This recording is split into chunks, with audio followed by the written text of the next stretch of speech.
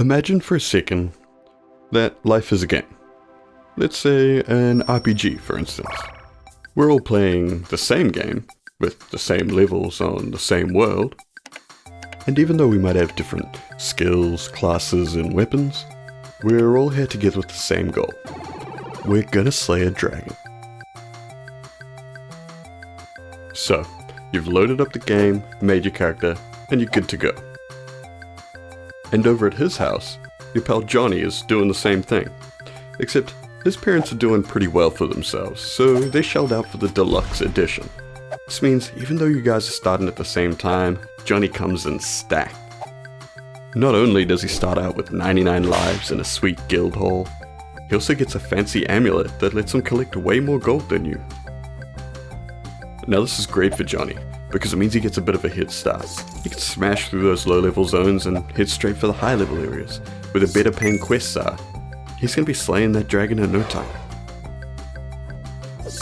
You, on the other hand, get stuck grinding day in and day out, killing mobs for barely any gold, then having to spend that gold at the inn every night just to get your health back, not to mention all the money it costs to repair your gear. But anyway, you keep playing the game, grinding away, slowly leveling up, buying better equipment, taking on bigger and harder quests, until one day, you're finally ready to take on that dragon.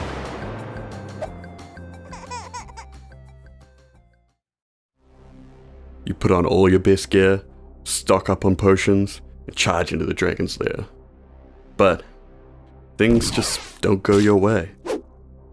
Maybe your gear wasn't right, or you missed his weak spot, or your timing was just all wrong. It doesn't matter. You got roasted. You lose everything. Because you don't have the deluxe edition, that was your only life. You're back to square one.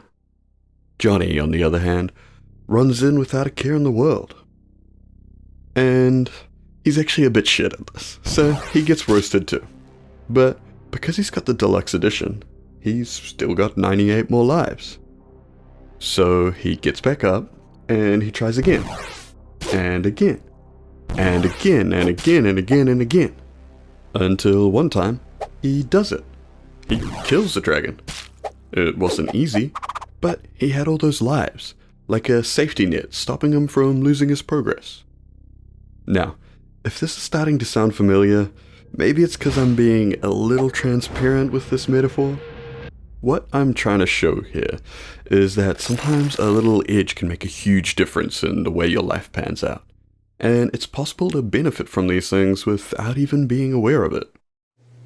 Intergenerational wealth has a huge impact on how your life goes, because it basically means that you have a bit more of a safety net around you. Like, if you get injured somehow and you aren't able to work, you might end up getting evicted from your house. Whereas a family with a little money in the bank, or one that owns their own home, would be fine. Not to mention what could happen if you live somewhere like America and you can't afford health insurance. We often praise the children of the rich for being self-made billionaires before 30, or doubling their fortune due to their supposed shrewd business sense. But these people have 99 lives. If nobody buys Kylie Jenner's lip kits, she's still gonna be just fine. Whereas if the average working class person starts something that doesn't go so well, they could be paying for it for the rest of their lives, possibly even passing the debt on to their children. On the other side of the coin, we have intergenerational poverty. So while some families have been working hard each generation, putting aside a little bundle to hand on to the next, we also have families that have worked just as hard, but have just never had enough to pass on. Sometimes this is because of isolated incidents, like Grandma spent everything in Vegas before she went out. Other times it's because an entire ethnic group had their land taken without fair compensation and given to someone else. Or hell, maybe they were the slaves of another family. And in both of these situations, there are families and businesses that still profit off of the labor and land taken from those people. These days, people think of privilege as a dirty word. Like, if someone tells you that you're the beneficiary of an affluent upbringing, it implies that you haven't worked for what you have. But that's not entirely accurate. What it means is that, like our pal Johnny, there were fewer barriers between you and slaying the dragon. The chance for failure was still there. You still played through all the levels, and there may have been challenges that your privilege didn't help you with. But Whether you noticed it or not, you had an edge in ways that others might not have. Aside from wealth and class, one of the more commonly raised privileges is that of white skin.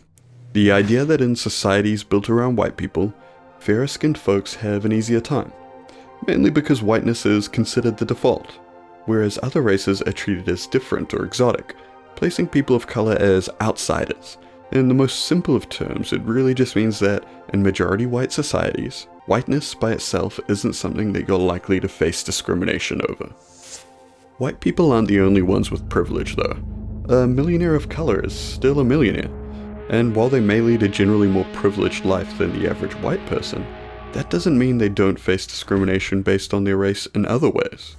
Now, as we all know, with great power comes great responsibility, and the same goes for privilege.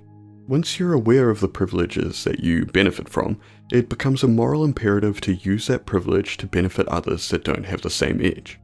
Whether that's through sharing your wealth with the less fortunate, providing a platform for people from marginalized groups, or looking critically at the systems you've benefited from to see if there's ways you can level the playing field. Another great idea is to use your time and resources to promote ideas and policies that increase equity for disadvantaged groups, like better welfare systems and increased funding for public health and education, which would mean that everyone would have the opportunity to play the deluxe edition, not just the wealthy. Or better yet, we could slay the biggest dragon of all, capitalism, and try implementing a system designed around the needs of the people, instead of just the endless hoarding of wealth. But maybe that's a video for another time.